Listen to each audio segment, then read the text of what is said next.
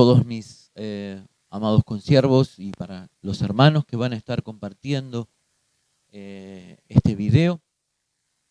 Quiero presentarme, mi nombre es Miguel Ángel Laverej, pastor de la iglesia Renacer en Dios de Rincón de Milver, Tigre. Contarles que hace más de 15 años que estamos trabajando para el Señor con muchísima bendición. A modo de currículum, contarles que, bueno, junto con mi esposa somos tercera generación de creyentes que comenzaron nuestros abuelos en el camino, muy allá por el tiempo, y que en nuestra casa ya vamos por la cuarta, ya que nuestros hijos también están sirviendo al Señor, una verdadera alegría, un verdadero gozo. En esta mañana quiero compartirles una palabra que Dios ha puesto en mi corazón y que le puse por título ¿Por qué suceden estas cosas? Para esto he seleccionado el pasaje de la Escritura que se encuentra en San Juan capítulo 9, versos del 1 al 3, y que paso a leer y que dice así. Y pasando Jesús vio a un hombre ciego de su nacimiento, y le preguntaron sus discípulos diciendo, Rabí, ¿quién pecó, este o sus padres, para que naciera ciego? Respondiendo Jesús, ni este pecó ni sus padres, sino para que la obra de Dios se manifieste en él. En estos tiempos que nos toca atravesar como creyentes, como iglesia, en pandemia y en crisis, he escuchado a muchos sorprendidos,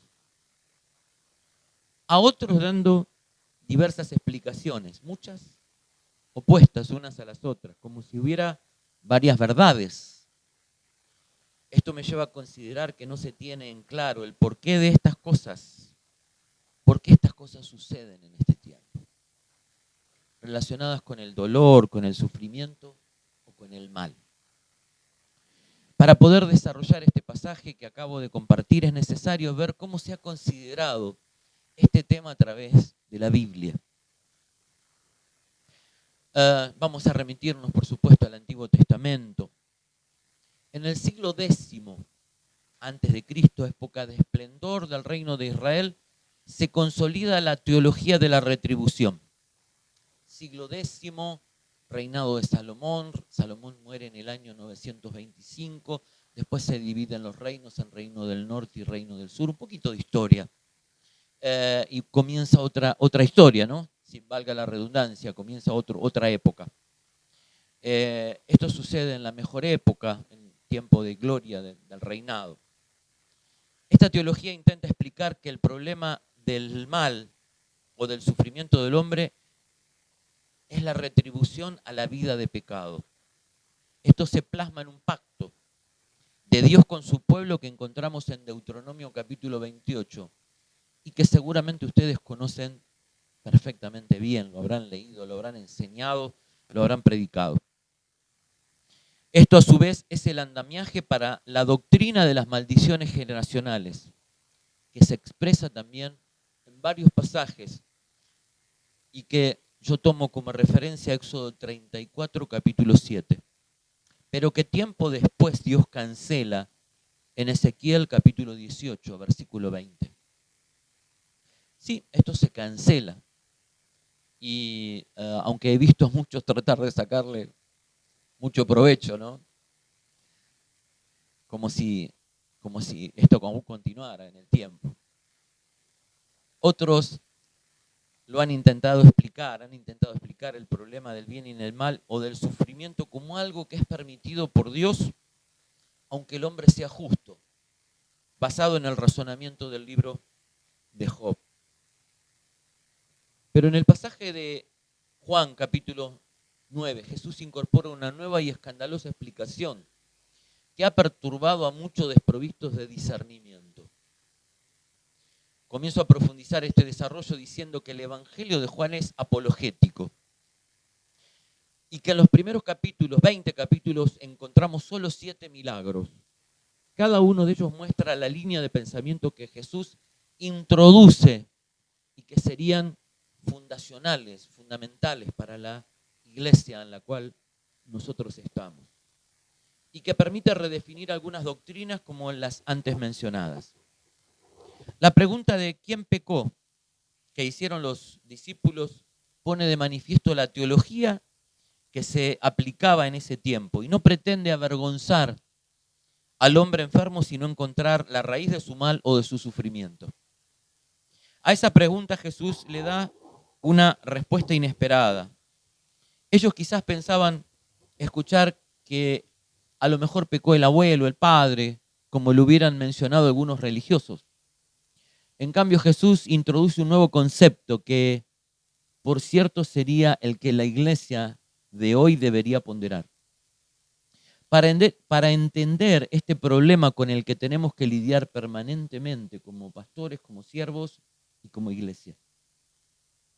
Y creo que no hace falta que yo les explico, les cuente lo que cada uno de ustedes se encuentra en el día a día, en las consejerías, en las intervenciones, las crisis, los matrimonios destruidos, las vidas destruidas, el alcohol, las drogas, el odio, el rencor, las enfermedades, las miserias y todo lo que cada día tenemos que enfrentar.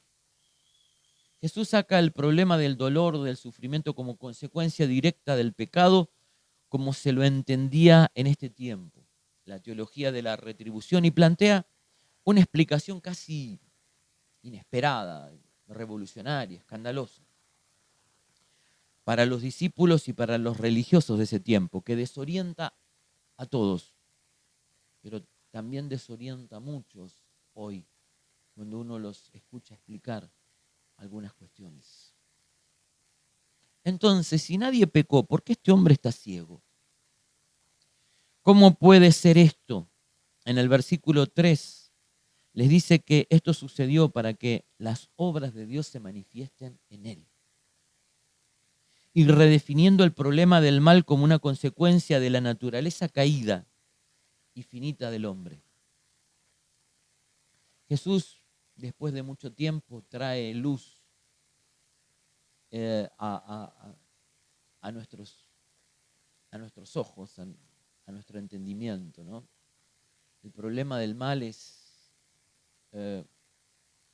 la consecuencia de la naturaleza caída y finita. Somos finitos, por eso padecemos todo este tipo de cosas.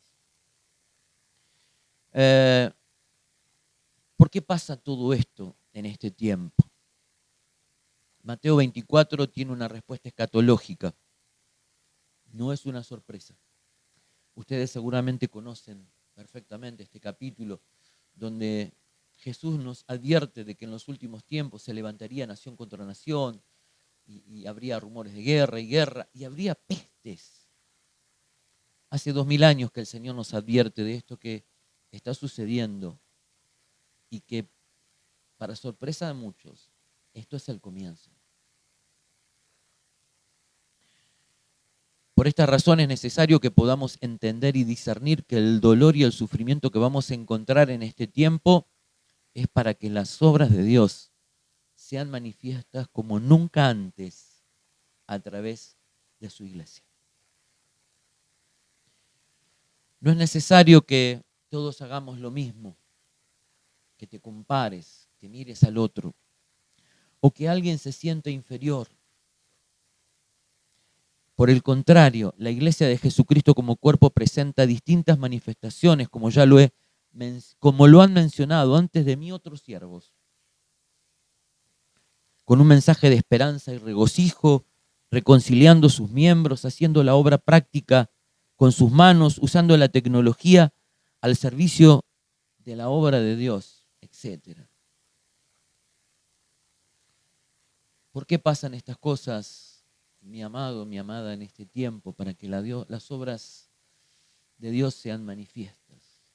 Dios te ha llamado, te ha escogido, te ha capacitado, te ha empoderado para que Él, a través de tu vida, de tu ministerio, de tu iglesia, pueda manifestar como nunca antes las obras de Dios. De parte de Dios para tu vida. Un saludo cordial para todos los papás en su día, que puedan disfrutarlo junto con su familia y que el Señor te bendiga. Será hasta la próxima.